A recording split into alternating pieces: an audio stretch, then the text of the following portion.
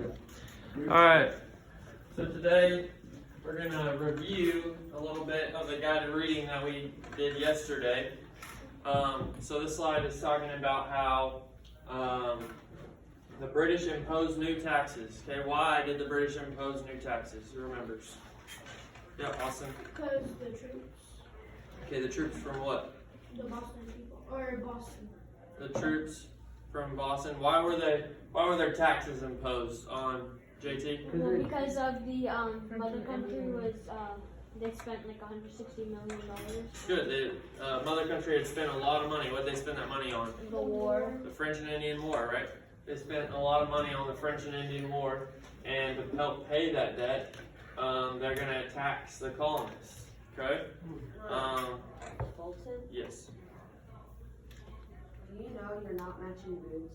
Yeah, do you know? It's not matching. Okay, so today's pep rally theme is mismatch day. Dang it! And so today I'm wearing a black boot and a brown boot for mismatch day. That's pretty cool. But- I should have worn my own. The 1 year I stopped wearing clothes that don't match. I got you. Alright, My entire style was mismatched. Blue Alright. leggings. so one of the ways that they taxed the colonists was with the Stamp Act.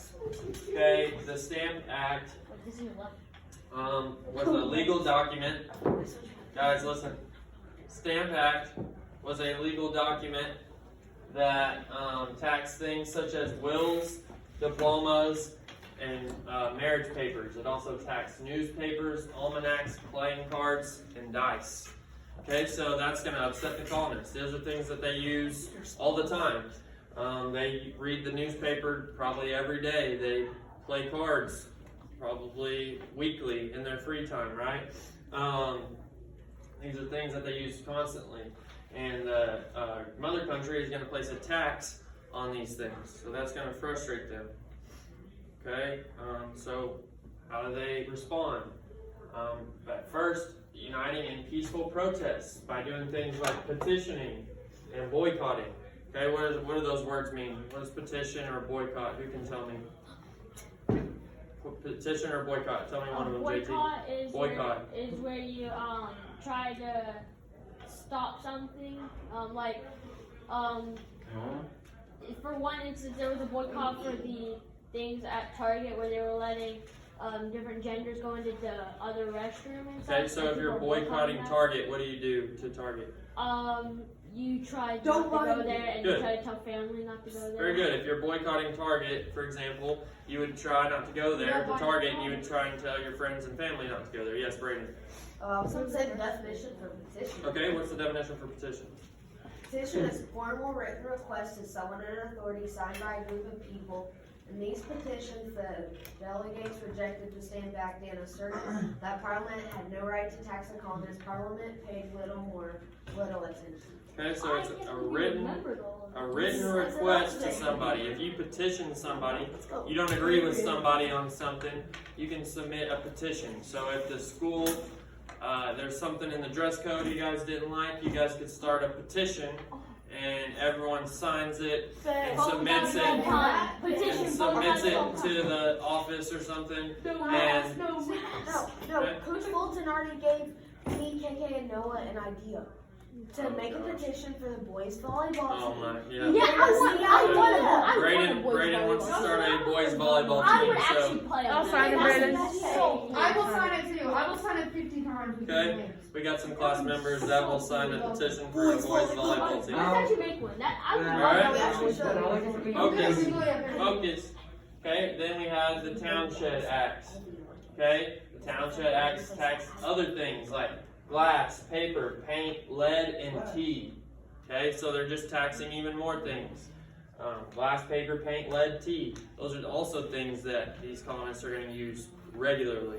So these aren't just random taxes of just little things. These are things that the colonists are using just about every single day. And then the question said, how does this go against the Mayflower Compact? What does the Mayflower Compact say? Self-government. Self-government, right? Good, Augie. Mayflower Compact is about self-government. How does that go against some of these taxes? Because they're taxing. Maya.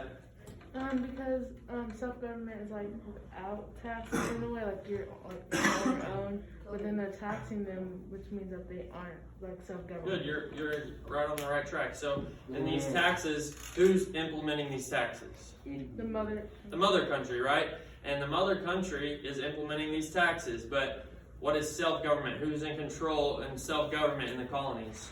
Who would be in control? Yeah, Maya. The people. The people, right? The colonists. The colonists would be controlled in a form of self-government. So they're saying this goes against our forms of self-government. You can't tax us. Yesterday, what I put up on the board was no taxation without representation. That's what the colonists, you guys might have heard that before. The colonists come up with this idea. They say no taxation without representation, meaning you can't tax us unless we have a say. We need to have our own say in the matter. We need to have our say in how much we should be taxed, or if we should be taxed at all. You can't just tell us how much we're taxed. Okay? So, because of these taxes, this is what we're leading up to. We're going to talk about the Boston Tea Party. This is how the colonists protest these taxes. Yeah. You got some question? Oh no, I know what they did. Okay, we're going to talk about that in a second. Okay?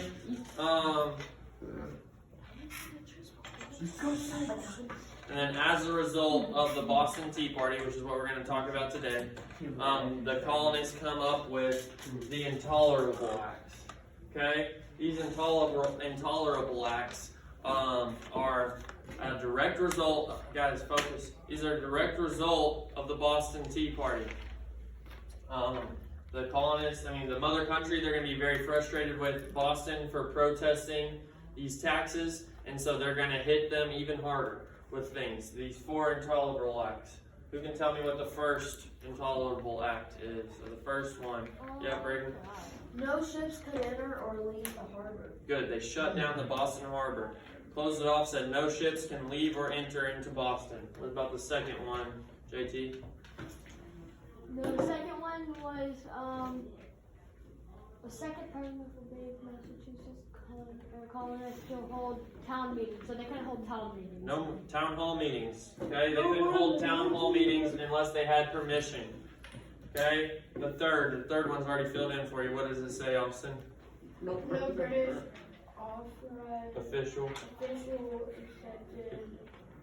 No British official accused of a crime could be tried in the colonies. So if you were accused of a crime and you were British and you're in the colonies, you can't go to trial in the colonies. You have to go back to Britain and they'll hold your trial back in the mother country.